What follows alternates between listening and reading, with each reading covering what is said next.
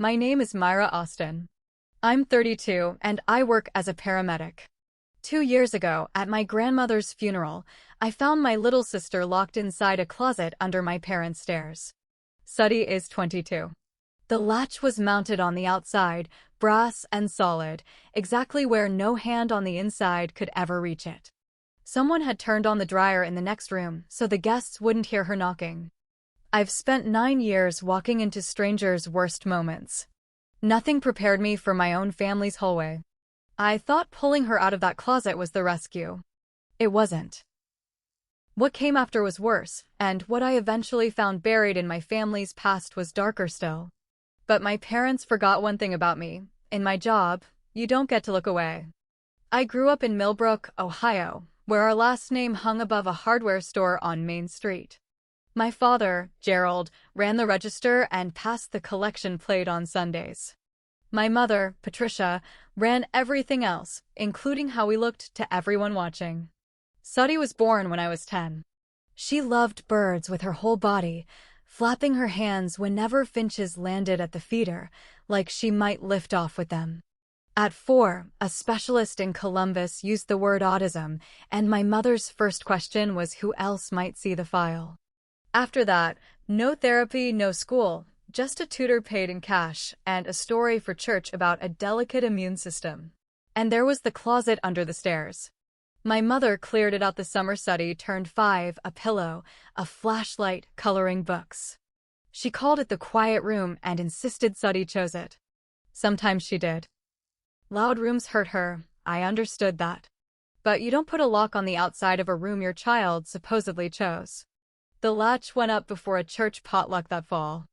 I watched my father drive the screws in myself. I was 15. I've hated the sound of that latch clicking shut ever since. I knew it was wrong at 8, at 11, at 15, knowing and being able to act are different animals under your father's roof. The Christmas I turned 18, the house filled with relatives and noise, and Suddy started rocking. My mother walked her down the hall with a plate of cookies and slid the latch shut. 20 minutes later, under the carols, I could hear her knocking, steady, patient, like someone being polite about drowning. My father dragged me onto the porch and called the quiet room a family decision. He shoved me, I shoved back, and he went through the screen door. The police came. He stood bleeding from one eyebrow and told them his daughter was out of control. I took a misdemeanor plea because, in my mother's words, a trial would embarrass the family. That night she swept up the glass and told me family means nobody has to know. I packed a bag and left that week. Before I went, I knelt at the closet door and knocked twice, our signal. Asterisk, it's me. You're safe, asterisk, she knocked back. I promised I'd come for her.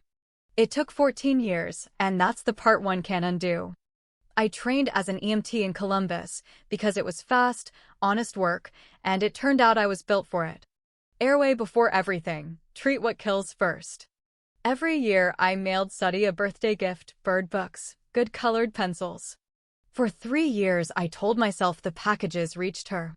The 4th year, one came back marked return to sender in my mother's handwriting. When I called, my mother recited lines like a press statement, asterisk Suddy is fine. Suddy is thriving. Suddy doesn't need to be confused. Asterisk my father got on once, briefly, to remind me I had a record, and he had a lawyer. If I came around again, he'd call it stalking. I drove down twice anyway, parked across from the store, watched him flip the sign to closed, and drove back with my hands aching on the wheel. So I stayed away and got very good at chest compressions until a gray February Tuesday, when my grandmother's lawyer called the station asking for me by name. Ruth Austin had died in her sleep, and she'd left instructions that Myra had to come to the funeral. The service looked like a store window, white lilies, a heavy printed program, my family in matching navy in the front pew, while the pastor praised, a family that holds together. I sat 3 rows back. Afterward, at the reception, my grandmother's lawyer, Bill Hartman, found me by the coat rack. He told me Ruth had left a special needs trust for Suddy, just over $200,000, with my Aunt Karen as temporary trustee until the court sorted the details. He mentioned something Ruth had said while signing the papers, tapping the documents, so it never happens again. He asked if I knew what she meant. I didn't, not yet. I was already counting heads out of habit, the way I do at a scene. Everyone was accounted for except my sister. Then, under 50 polite voices, I heard something that made no sense at a funeral, a dryer running. I followed the sound down the hallway I grew up in, past the laundry room, to the closet under the stairs. The old latch was gone. In its place was a new one, brass, bright against 14 years of paint, slid shut. Under the dryer's rhythm, I heard the same patient knock. I knocked twice back. 2 knocks answered.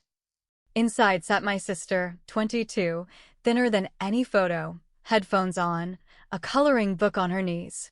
She looked at me, placed my changed face, and knocked her knuckles twice on the floor. My mother appeared behind me, murmuring that it was Suddy's safe space, that she'd asked to go in. My father told me not to make a scene at my grandmother's funeral. I photographed the latch while they watched, then helped my sister into the light. I had a plan, my truck, a hotel in Columbus, calls in the morning. My father produced a folder, guardianship papers from the county, 4 years old, granting him and my mother co-guardianship of Suddy as an incapacitated adult. I'd never known, because the hearing notice went to family, and I'd stopped counting the night I went through that screen door. He told me taking her would be abduction of a ward. He wasn't wrong. I left without her. It was the hardest correct decision of my life. You don't beat a locked door by breaking it, you beat it by getting the key legally, permanently. My Aunt Karen was waiting on the porch, arms crossed, 64 years old with a steel gray bun. You always did like kicking doors open, she said. Some doors are closed for a reason. Monday morning I called Adult Protective Services and gave them everything, the latch, the photo, the guardianship, for years of medical records I suspected but couldn't prove. A caseworker, MS. Cho, was assigned, and I learned my first lesson. The system knocks before it enters. By the time Cho did her welfare check, the closet held a vacuum and folded card tables. The latch was gone, and Suddy sat scrubbed and quiet with a puzzle while my mother served coffee cake. The finding came back unable to substantiate. But Cho didn't close the file. Something about a woman with no doctor of record for 4 years stayed with her, and she flagged the case for a full guardianship review. That meant a court-ordered independent medical evaluation, and the doctor assigned was Naomi Bennett, the specialist who'd seen Suddy as a child, before my parents decided her appointments drew too much attention. Her report described 4 years without care, skill regression across the board, and one moment that undid me. Bennett had offered Suddy a basic communication tablet, something no one had ever given her. Slowly, my sister typed one word, my name. Not mom. Not help. Myra. Bennett wrote that this demonstrated communicative capacity that had gone unsupported for years, constituting neglect. I asked Hartman if that meant it was over. He warned me removing a guardian isn't the same as choosing the next one. He was right. My parents resigned voluntarily for health reasons, with no formal finding against them, and the courtroom's only question became who stepped in next, me or my Aunt Karen. Karen's lawyer read my record aloud like a rap sheet.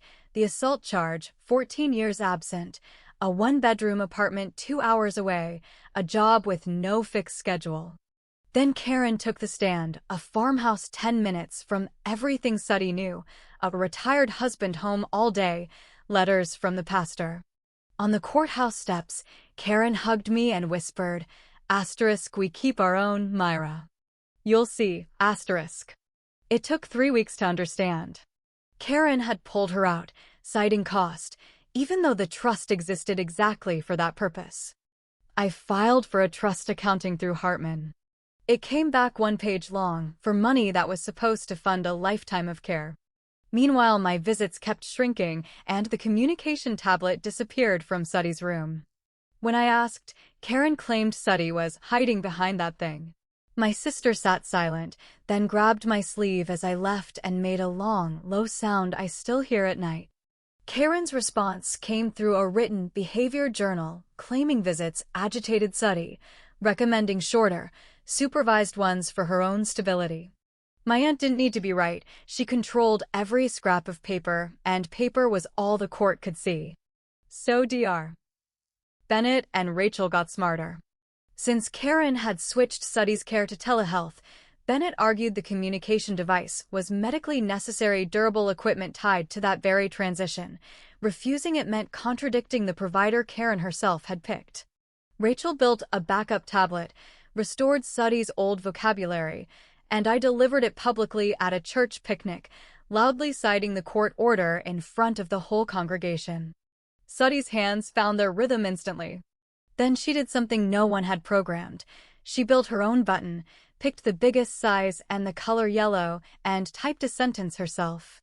Pressed once, the tablet said aloud, "Over the potato salad, I am not a secret." My aunt went white. The one-page accounting didn't survive Judge Maddox's scrutiny. The amended filing showed monthly caregiver reimbursements to Karen for services no agency had provided, a room renovation invoice from a commercial roofer for a roof that turned out to belong to her motel, and a used pickup titled to her husband, justified as ward transportation. In 14 months, roughly $70,000 of my sister's trust had gone into that motel. My grandmother's warning, "so it never happens again," had been spent on shingles. Hartman filed for a guardianship review. Karen countered with an emotional abuse claim over the picnic scene, and my visits were suspended entirely while the review proceeded. I found out standing in a parking lot, knowing my sister would be waiting on the day I always came, with no way to be told why I wasn't. The town split along old lines. Some blamed me for stirring up trouble against the family that stepped up. My mother left an unsigned note on my windshield. Then my Uncle Wade called, just 40 seconds, warning me in a low, hurried voice that Suddy had been moved to room 14 of their roadside motel while her bedroom was supposedly being repainted, and that Karen kept the key on her own ring. He never picked up again. On paper, Suddy lived in a yellow bedroom with a birdhouse at the window. In fact, she was in a motel room past the ice machine, somewhere no caseworker had reason to check. Dr. Bennett caught the next thread through pharmacy records, a sedating medication, started small right after Karen took over, dosed up twice since, prescribed by a telehealth doctor who'd never once seen Suddy in person. Bennett filed her own report and pushed for an in-person visit before the next refill. APS went to the farmhouse, the address on file, found it staged like a catalog, and Karen explained Suddy was visiting a cousin. A follow-up was scheduled 10 days out. In my job, we measure emergencies in minutes. The system measures them in appointments. 10 days meant 240 hours behind a door I couldn't legally approach, and the forecast said the season's first real heat wave was coming that weekend. That Saturday night, my mother showed up at my apartment with a casserole and an offer. Drop the financial case. Let Karen soften. Come home. Sit in the pew again in a year. Family means nobody has to know. The same sentence from 14 years earlier, offered now like a gift. I finally understood it wasn't a rule about privacy. It was a price list, and the people who paid were always the ones who couldn't argue back. On her way out, she fired one last shot. I had no idea what our grandmother had buried to keep the family standing, and I should ask myself why the trust existed at all. At 4 the next morning, my pager went off. A woman found wandering, possible altered mental status, at the Hillside Motor Lodge. I recognized the address instantly and told my partner it was my sister. I'd document. She'd lead. Everything by the book, twice over. We found Suddy barefoot in the gravel lot at first light, swaying, lips cracked, skin tenting from dehydration, pupils sluggish with a sedation deeper than one bad night could explain. She flinched from the lights until I killed everything but the low beams, then announced myself the only way that's ever worked, 2 soft knocks on the stretcher rail. Her hand came out and knocked twice back. Room 14's door stood open where a passing trucker had found it swinging. On the outside, screwed in at adult height, was a padlock. The bathroom window and back stood open, screen pushed out from inside. My sedated sister had climbed out a window barely wide enough for her shoulders. She hadn't wandered off. She'd rescued herself. Karen arrived in her robe with guardianship papers in hand, insisting there was no need for a hospital. My partner didn't even look up. "Your paperwork can meet us at County General." In the ambulance light, I saw what Suddy had clutched under one arm the whole time, the tablet, screen cracked in one corner. She'd gone out that window holding her voice. Hospitals generate more paper than anyone, and this time the paper told the truth without adjectives. Dehydration requiring fluids, sedative levels above therapeutic range, weight well below her last documented evaluation. Old marks at the wrists photographed for the record. Every person who saw that chart was a mandated reporter. By morning, APS had a finding of substantiated, and the hospital refused discharge as an unsafe environment pending investigation. No pastor's letter moves an attending physician holding a chart like that. I sat with Suddy as she recovered, tablet on her lap.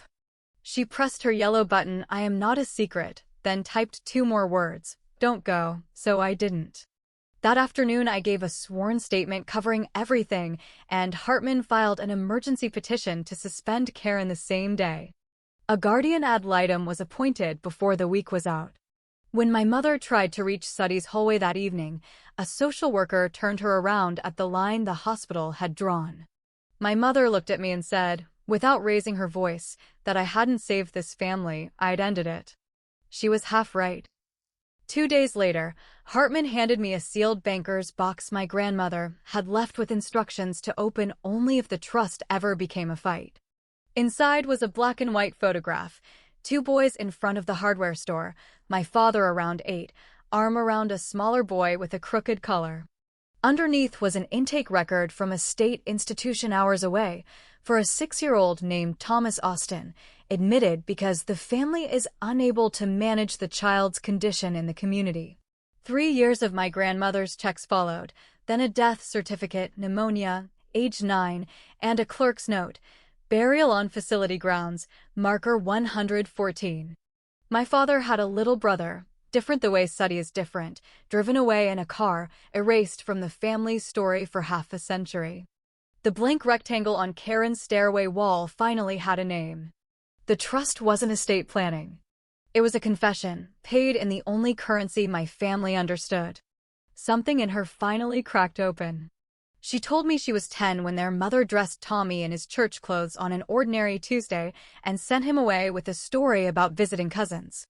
Visits, she said, unsettled the residents, so there were only 2 before the ashes came home with no funeral.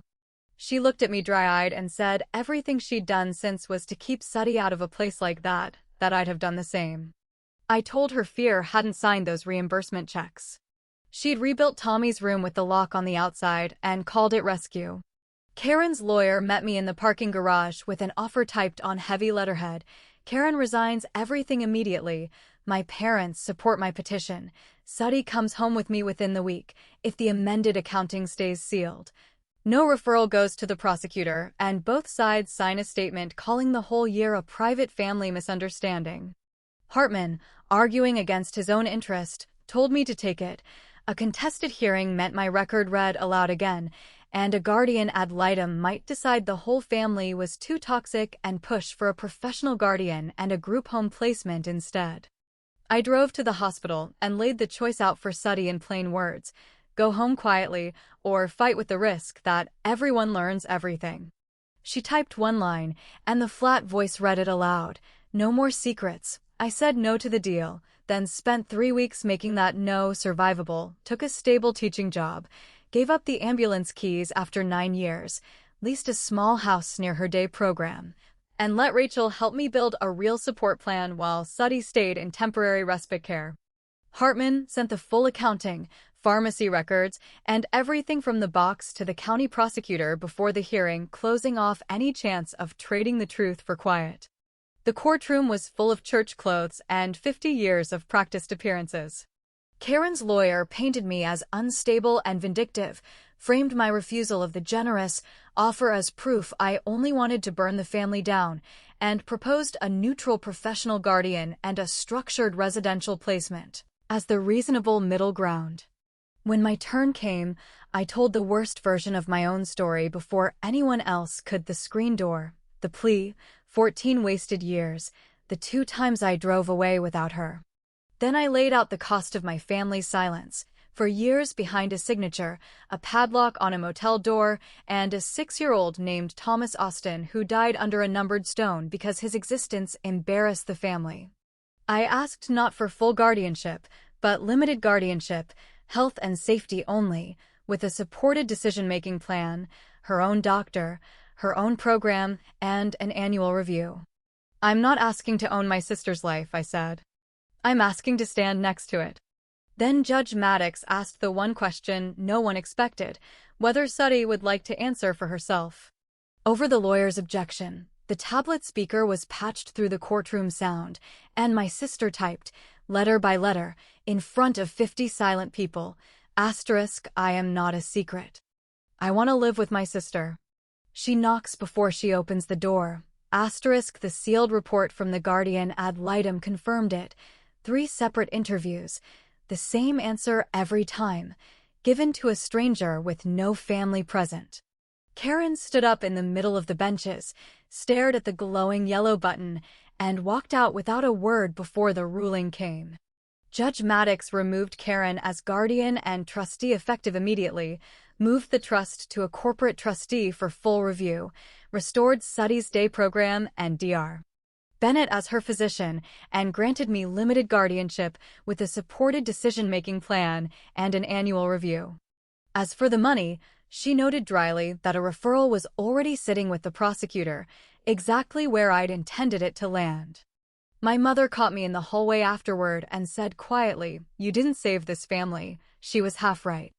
I didn't save the house, the name on the storefront, or the pew with our plate on it, and that loss is real. What I saved were the people the word family was supposed to protect, my sister and a 6-year-old boy finally spoken of by name in public after 50 years of silence. It's been 8 months. Karen pleaded to financial exploitation of a protected person, probation, full restitution, a permanent bar from ever serving as anyone's fiduciary again. The motel is for sale. My parents sold the store and moved away with their version of the story. Nobody's called and nobody's apologized. The town is still split down the middle. What did change is smaller and better. Suddy's picture schedule is back on our refrigerator in her own hand.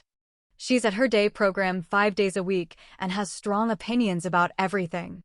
Wednesdays are tacos, 30-some weeks straight, and likely forever.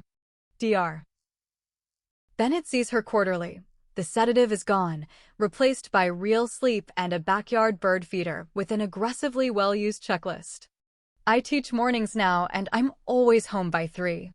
Last month, we drove out to the old institution grounds, where the trust, without any objection from its new trustee, had finally paid for a proper headstone where marker 114 used to sit.